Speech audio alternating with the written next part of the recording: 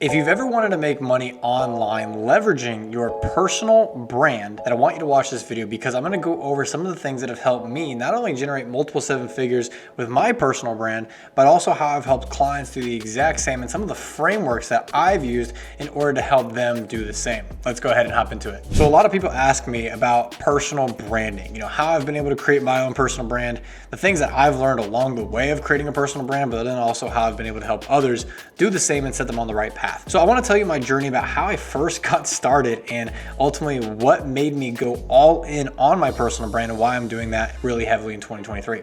So first things first, you just have to start. Okay, you have to make that decision to commit to doing it because it is going to feel uncomfortable. If you even go to some of the first videos that I have on YouTube, the behind the scenes of that production was not super high tech, and I was nervous, I was sweaty, I was making sure that not only the videos and that the audio was perfect, but that I was perfect on camera every single time. And it made me do a lot of reshoots, it made me do a lot of retakes just to get the dang point across. Now, I've obviously gotten a lot better at it now, and I'm a lot more relaxed when it comes to shooting content online.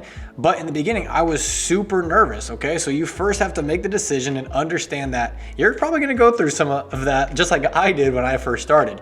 Now the production, all I had literally was a lamp stand, a tripod, and I went ahead and put a light on me in order to actually shoot my first series called Add It Up. And I did a continuous thing about running Facebook ads and how they worked, which leads me to my first point of actually starting your personal brand. First comes down to identifying your niche and really what you're gonna make content about. See, there is the life story that you have, the unique opportunities that you've had, the people that you've been able to meet, and what's really helping you shape your entrepreneur mindset, your experiences that you've had since childhood and stuff like that.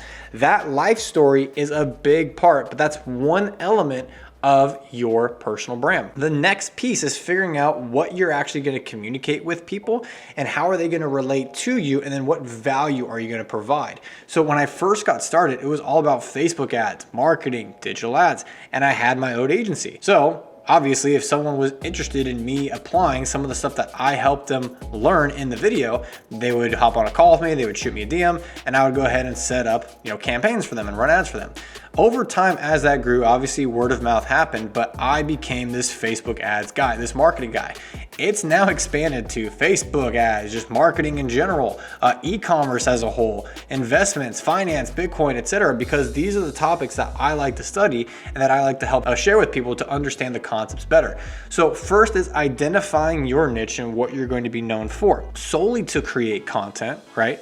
You can then have fun with it by adding your own flair and style that is leading people to an actual offer, okay? So if you identify your niche, let's say it's advertising online, then you can create content and create some sort of consultative service or even a done-for-you service where you bring on clients. That way that the content that's created and people are establishing a relationship with you, know you for that reason, and then they actually can book a call with you, and hopefully that helps them with their business. Another way to create personal content is to do lifestyle and travel. Now, quite frankly, I'm kind of dabbling into that a little bit more as my content has been mainly value-driven tactics, etc. And so I have to blend my content a little bit better. And so you can go super deep into one niche, have to pull yourself out a little bit and go into the next. But when you first get started, I highly recommend that you do that and then start showing the other elements and aspects of your life. Now, if you're just getting started, this might feel a little awkward, right? To take the concepts and knowledge that you know, break it down into simple videos just like this, and then sharing that, it really takes practice, right? So the first videos that you're probably gonna make, again, when you identify your niche and you can speak the lingo, you also then have to break it down so it's digestible to your target market. So as an example, if I wanted to go target e-commerce brands, I have to speak their language, but then also break it down about how I view AOV, cost per acquisition, LTV, the data behind how that market works, okay? So all of those are industry specific knowledge that they're gonna be able to relate to in order for me to be able to communicate effectively with them and either give them free value, or maybe it is a video that has a direct call to action at the end of it for them to learn more, okay? So identifying your niche. The second thing is to create that content grid. So let's say you wanted to talk about Facebook ads or some sort of marketing service. Well, then all of the things, just kind of how like I highlighted, all of the things that are going to inspire your ideal prospect and the people that you want to work with to your brand. You then create videos about the questions that they are going to have. Okay, and this can be educational, this can be direct questions, or this can even be problem resolution type questions. So let's go over, a market question. So recent updates to Facebook and how their stock has tanked. Here's some of the things that I want to cover about that and how it's going to impact your ads, right? That's one video that I actually made earlier this year. Another one could be, one of the main questions that I get all the time is how ads actually work and how we've been able to scale many companies leveraging direct response advertising. That's another one, right? The third one might be, if you're having problems with your tracking on your advertising, here are 3 things that you can do to actually solve that issue, to make better decisions, have better performance, and essentially make more money. Right? So you can see that the questions that I'm speaking to and the things that I just asked were targeted towards specific pain points and specific problems of a person in my industry, right? Now, the more narrow that I get, I'm probably gonna have less and less video views. The more wide that I go, I'll appeal more to a mass market. So with that said, what that's called is establishing your siren calls. These are the things that are going to attract and perk your ears up for watching a video, okay? The next piece of that is establishing what the industries and hooks are gonna be around the things that you're creating siren calls on. So you've identified your niche as Facebook ads or marketing, right? Now you have those siren calls about what problems they're actually going through. Let's say one of them is efficiency of campaigns, the next one is tracking, and the next one is, content. Well, now your hooks, if you go on the left-hand side of this content grid, you're then able to say how to, the myth about, and number one thing you need to know, or those types of hooks, and you line them up with those columns. So pretty straightforward. You can say the number one thing about, tracking that people don't know. Those kind of things will then actually help you establish what value to provide in your niche. And this content grid has helped me stay organized with a lot of my offers and a lot of things that I've rolled out over the years. Now, again, there's 2 sides of this. Again, remember, you have the lifestyle side and then you have the business side. What I'm talking about is personal branding for your business, okay?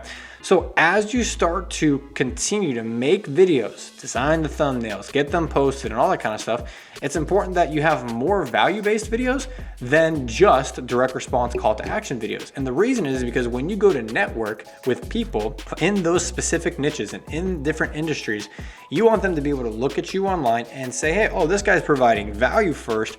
I'm actually interested in what he has to offer. And that's the effect that early on that I made mistakes with, is that I had so much direct response that I didn't realize that, yes, I was providing value, but the direct response side was overpowering some of my first videos, right? So you want to lead with value first, so that way these videos can live on the internet forever.